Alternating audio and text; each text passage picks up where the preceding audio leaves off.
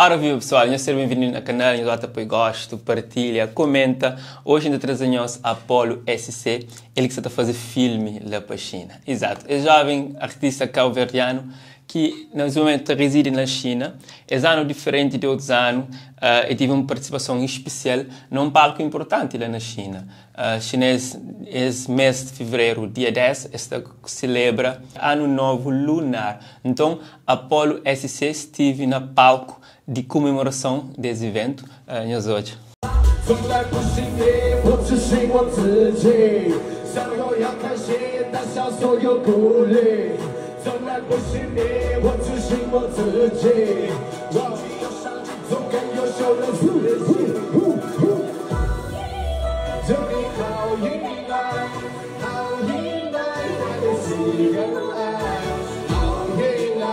Vídeo partilhado para Apollo SC, ser bem recebido para amigos próximos, também pessoas que te acompanham, esse jovem artista, e outros também cabo-verdianos que sentem orgulho de hoje se conterrarem num palco grande e importante.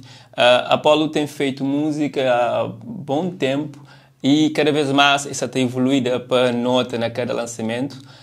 Se o último que tem o nome What is Love traz uma provocação onde que esse artista também crucificado, que assim, esta questão o que é amor, o que é que não te sente, esta fala de amor e de dor, entende? E relacionamento, horas que te termina e naquele sentimento está lá, coisa que tu faz com tanto sentimento, e então é um questionamento que tu faz à volta disso e outras questões.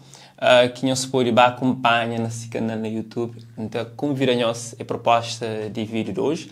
Vai descobrir esse tema de Apollo SC, What is Love?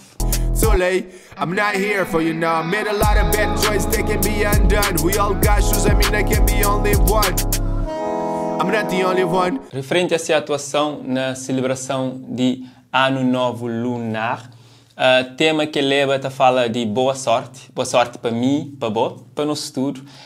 Fala de prosperidade, para não tentar sempre fazer melhor e para não evoluir na cada coisa que não está fazendo. Que é para não deixar mal para trás, cá, mal para passar, e para não focar nas coisas direito para frente, que é caminho, cá, e para não tentar sempre fazer bondade nas nossas ações. Confia na boa cabeça e fazer o melhor.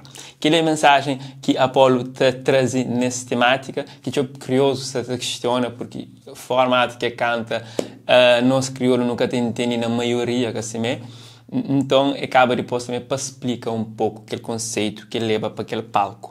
Então, a proposta de hoje é saber qual? Então, eu vou no canal de Apollo SC, eu descubro. E no comentário, eu deixo lá parabéns e eu partilho para outras pessoas saber dessa novidade. Crioulo, One Love.